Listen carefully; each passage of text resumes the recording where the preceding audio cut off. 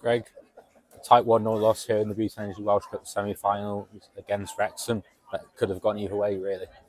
Yeah, unbelievable performance. It's 90 minutes. They gave 100%. They outfought Wrexham, outbattled Wrexham, outplayed Wrexham for large spells of that game. It was just another game that. Well, I mean, if any game this season sort of sums up our season, it's that one right there because, like I said, we were so dominant in every area of the game. And then bang, we switch off. Not even switch off, just one silly mistake a minute before half time, and all of a sudden the ball ends up in the back of the net. So, I mean, like I say, just summed up our season, but they kept going for 90 minutes. They certainly didn't give up, and I'd be very surprised if Steve Dale and his team, don't acknowledge the fact that, for large spells and for the majority of the game, we were by far the better side there.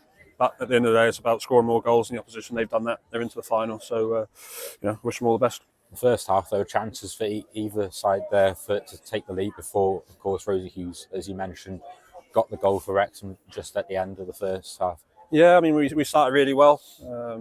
First 15, 20 minutes, again, majority of the game was played in their half. Got into some really good areas. Probably should have done a little bit better with a few deliveries into the box. Probably let us down at times today, but we were so good today, and it's just really disappointing that we couldn't get through to a final. There were chances mainly for your team in the second 45 there. Almost scored from a Grace Dunkley cross with Reggie almost scoring. Yeah, I think there was probably three of them that were millimetres away from tapping in. I think Chloe went across the near post, might have got a touch on it or just missed. I think Shan was in there, Ridgie was in there, Tilly was in there. So like I say, that's just the way it's going for us at the moment. It's very fine margins, and we just got to keep doing what we're doing because eventually the luck and the run of the green will go our way. At the end, Evie Manders did a very good job and contributed well to almost assisting the goal.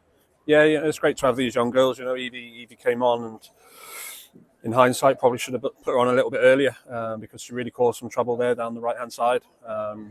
Grace up and down all day on the left-hand side. Two very young girls. They're two 16-year-olds who had a massive impact on the game.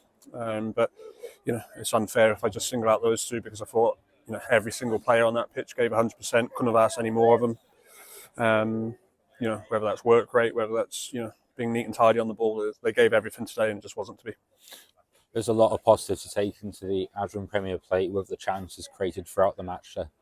Yeah, no, this is all we got to do now is make sure we finish off the season with a lot of momentum and go into the off season and rebuild ahead of next. Obviously we want to.